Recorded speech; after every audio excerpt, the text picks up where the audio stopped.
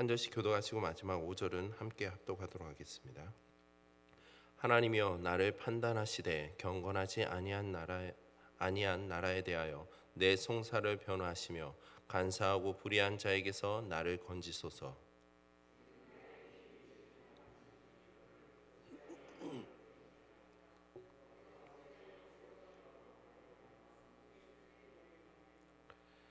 주의 빛과 주의 진리를 보내시어 나를 인도하시고 주의 거룩한 산과 주께서 계시는 곳에 이르게 하소서.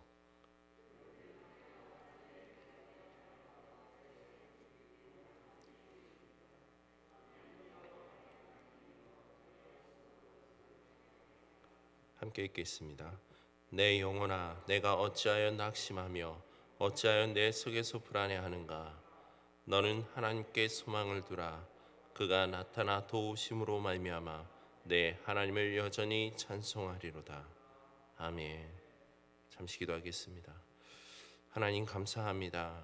오늘 하루의 시작을 또한 주님의 말씀과 기도로 나아가게 하시고 우리의 지쳐있는 육신과 또 상한 심령 가운데 주님의 말씀으로 위로하여 주시고 또 늘 주님과 함께 동행할 수 있는 은혜를 주심을 감사합니다. 오늘 하루의 삶 속에서도 늘 주님과 함께 동행하게 하시고 또 오늘도 하나님 앞에 나아갈 때 우리가 더욱더 하나님의 자녀로서의 온전한 삶을 살아갈 수 있도록 우리에게 힘과 믿음과 지혜를 더하심으로 그 안에서 오직 하나님의 영광만을 드러내는 믿음의 삶을 살게 하여 주시옵소서. 감사드리며 예수님의 이름으로 기도드립니다. 아멘.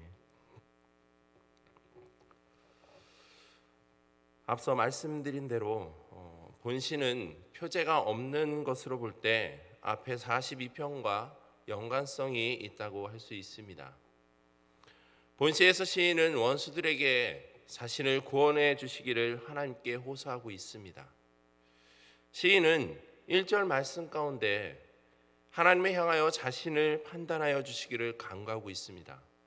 본절에서 나를 판단하시되라는 것은 다스리다, 심판하다의 뜻을 가지고 있으며 하나님의 의로운 성품을 상기시키는 표현이라 할 수 있습니다. 즉 시인은 이러한 표현을 통해서 자신이 당한 억울한 사정을 돌아보아 자신의 그 의로움을 밝히시고 원수들의 그릇됨을 판단해 줄 것을 하나님께 호소하고 있다라는 겁니다. 무엇보다도 이러한 호소는 오직 하나님만이 자신의 그 마음의 진실함을 아시는 유일한 재판장임을 믿는 믿음에 근거한 것이라는 것입니다. 또한 시인은 대적자들을 경건하지 아니한 나라 그리고 간사하고 불의한 자들로 표현하고 있습니다. 그리고 그들의 삶의 방식에 대해서는 경건치 아니하며 또한 간사와 불의 등으로 설명하고 있습니다.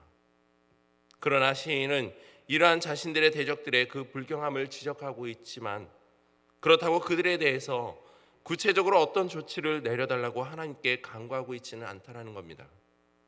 다만 시인은 자신을 그들에게서 건져주시기를 하나님께 간절히 호소하여 기도를 하고 있다라는 겁니다.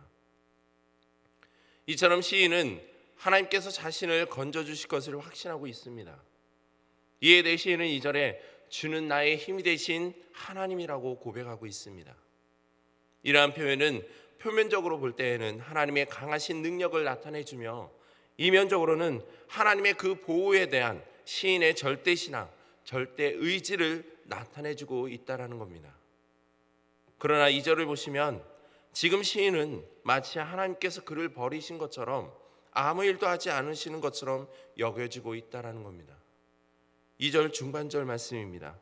어찌하여 나를 버리셨나이까? 내가 어찌하여 원수의 억압으로 말미암아 슬프게 다니나이까?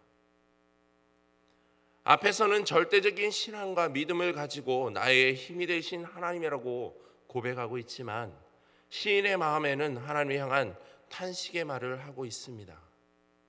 이것을 볼 때 지금 시인에게 있어서 참으로 고통스러운 문제는 원수의 압제나 억압, 그들의 조롱과 멸시의 말이 아닌 바로 시인에게 있어서 가장 절박하고 근본적인 문제는 다름 아닌 하나님이 자신을 버리신 것 같은 일인 것입니다. 즉 원수들의 압제가 아니라 원수들의 그 압제 아래에 자신에 대한 하나님의 돌보심과 함께 하심이 없는 것이 가장 큰 문제였다라는 것입니다. 그러나 시인의 이러한 탄식은 하나님을 향한 원망보다는 앞선 42편의 내용과 마찬가지로 시인은 절망적인 그 상황 속에서도 끊임없이 자신의 신앙을 각성하는 모습을 보이고 있습니다. 그러면서 시인은 3절과 4절 말씀을 통해서 주의 거룩한 산 시온산에 주께서 계신 곳으로 자신을 인도해 주시기를 간구하고 있습니다. 3절 말씀입니다. 주의 빛과 주의 진리를 보내시어 나를 인도하시고 주의 거룩한 산과 주께서 계신 곳에 이르게 하소서. 여기에 보시면 보내시어라는 것은 어떤 목적을 가지고 사람을 파견하거나 자신의 의도를 이루기 위하여 자신의 대리자를 보내는 것을 의미하고 있습니다. 여기서 시인의 의도, 즉 그의 바람은 바로 주의 거룩한 산과 장막에 이르는 것입니다. 그리고 이에 대한 목적이 바로 주의 빛과 주의 진리인 것입니다. 즉 시인은 자신이 염원하는 바 주의 성산과 장막에 이르도록 주님의 빛과 주의 진리를 보내달라고 간구하고 있다는 겁니다.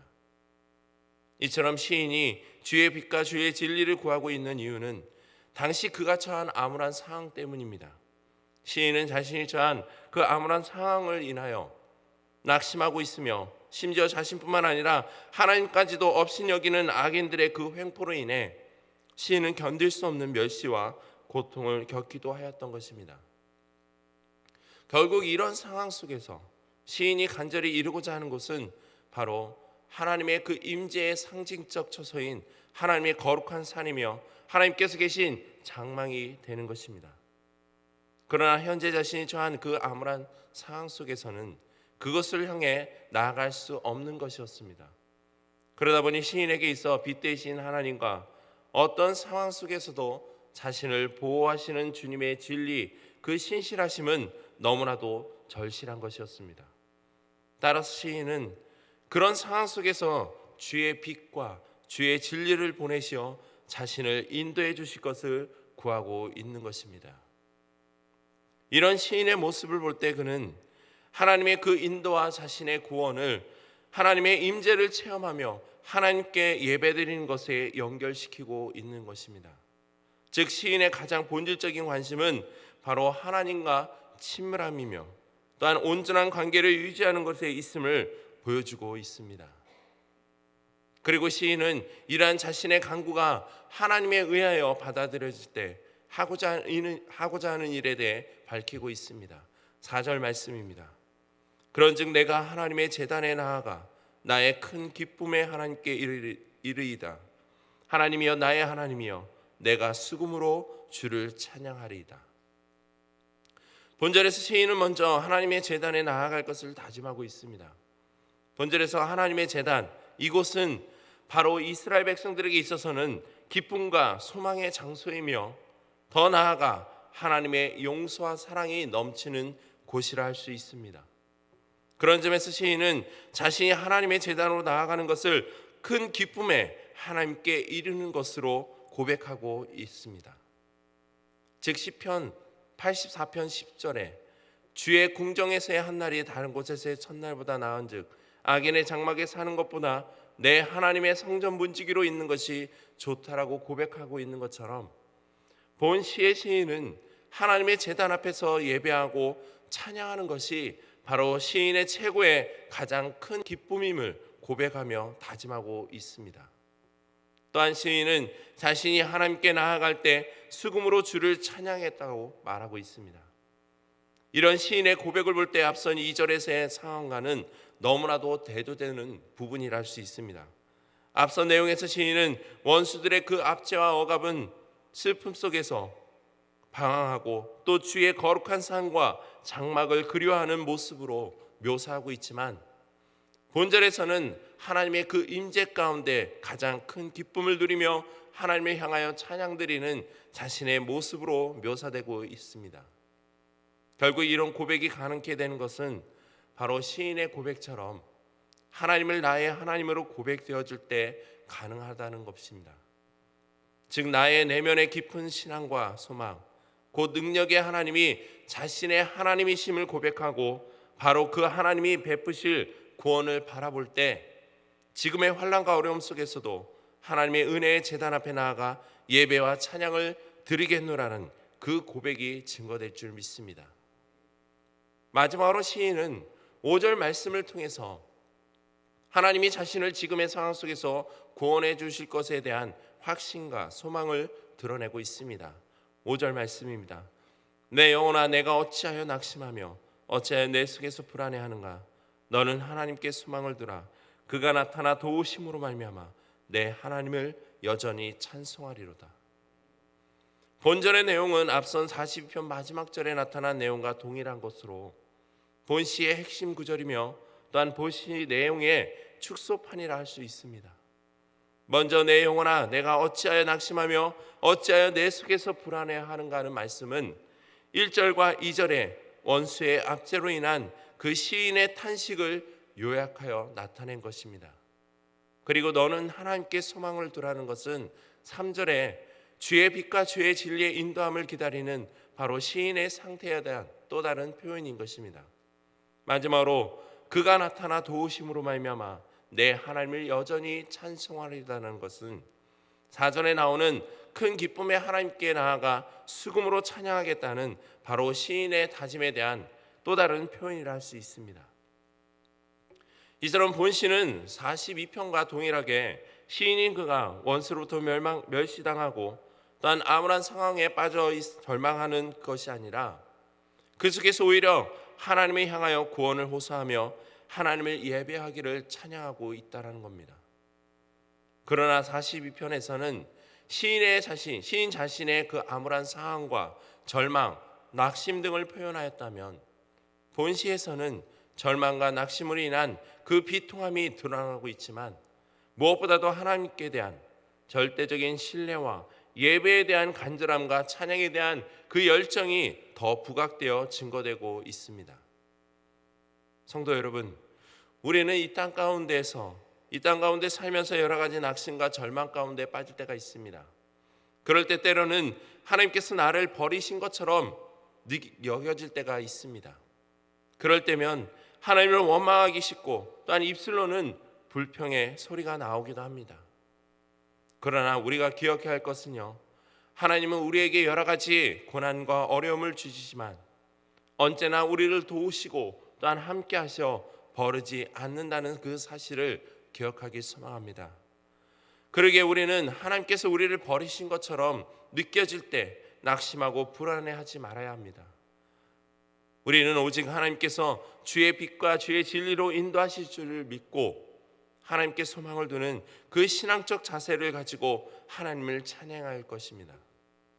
하나님을 찬양할 수 없는 것과 같은 상황에서도 하나님을 신뢰하며 찬양할 때 하나님은 더욱 기뻐하시며 우리를 속히 회복하시고 또한 당신이 우리와 함께 하심을 경험케 해주실 줄 믿습니다.